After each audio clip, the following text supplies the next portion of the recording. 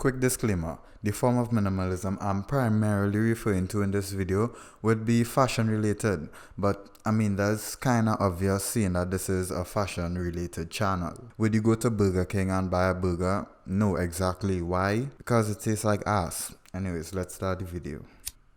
Minimalism was primarily popularized in the 90s and it changed the climate of fashion during its time. Away with the eccentric and extra colorful and loud patterns of the 80s, minimalism comprised of solid colors, simpler patterns, and because of this the emphasis was more placed on the fabrics that were used and the garments that were selected and the fit of the garment, in addition to accessories used. In some way, minimalism could be compared to sandwiches. Okay, hear me out. Take a grilled cheese sandwich for instance, or let's say a PB&J.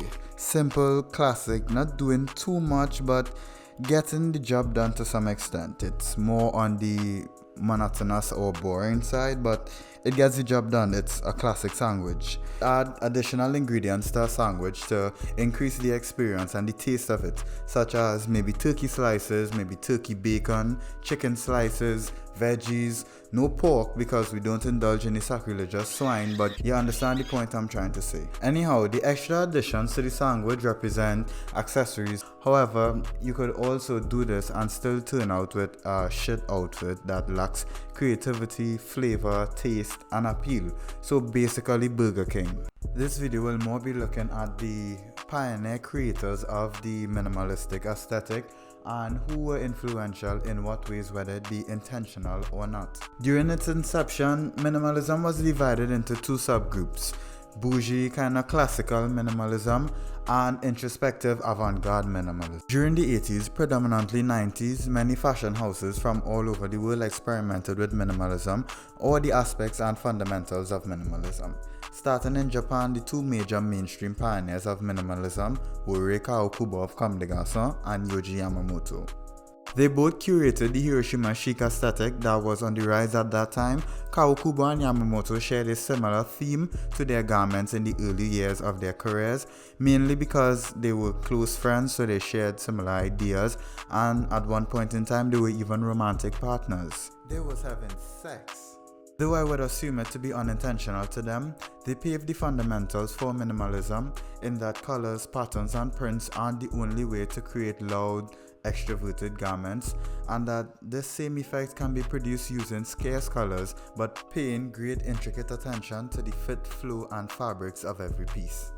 Over in Europe, let me see if I can get this correct. Martin Margiela was the pioneer of the deconstruction aspect of minimalism, reducing garments to its fundamental aspects, giving the garments a feel of incompleteness, I guess. Is that a word? I don't know. Similar to what was taking place in Japan with Rei Kawakubo and Yohji Yamamoto. Staying in Europe within the same time period came another pioneer of minimalism, graduating from the Royal Academy of Fine Arts, the same university as Margiela, graduating before him. That is Anne de Minimalism.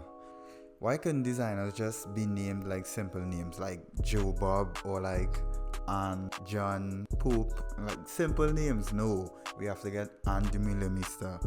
Anyways, she's also referred to as Andy for short, so I'll refer to her as Andy.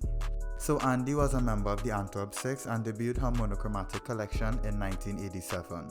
Andy fell on the opposite aspect of minimalism, which was more chic and tailored, which is more mainstream in regards to where the climate of minimalism is today. In addition to this, her aesthetic was more fused with a bit of grunge or gothic, similar to what was taking place in Japan with the Hiroshima chic. This brings me to another prominent face in minimalism and actually falls right under the family tree of Anne de Minimalism, which is Helmut Lang. Helmut Lang represented the ideal image of minimalism in the 90s in Europe. Emphasis in Europe.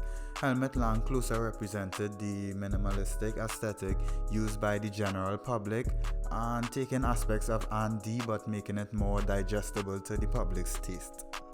Particularly with women, minimalism was synonymous with the new age and the perception of the modern woman. This included functional clothing representative of the working woman, which includes flat shoes and comfortable garments and even trousers.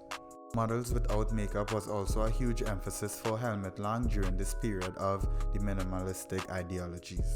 The unique spin he brought to minimalism was his infusion of industrial materials such as plastics and mesh. Over in New York, another label was known for its ideologies of the modern woman, which was Calvin Klein. Though it was founded in 1968, it was essentially the face of minimalism in America during the 90s, and if I'm being more specific, I'll look at the spring 1994 collection. Known for tailored suits, coats, jumpsuits, and dresses, basically the entire foundation of minimalism today. Garments were targeted towards the busy, active, working woman, emphasizing comfort and elegance. These were only a few pioneers of minimalism, and of course there's more, such as Jill Sander of Germany and Issey Miyake of Japan. But, nigga, I'm tired, so I'll end it here. In conclusion, all of the contributions from all the designers I listed today and those that were unlisted resulted in the minimalistic aesthetic that we know today. Whether the contributions were direct or indirect, and yeah, that's kind of about it. Nothing more to say at this point. Make sure to like and subscribe and leave a comment, that'd be appreciated. And yeah.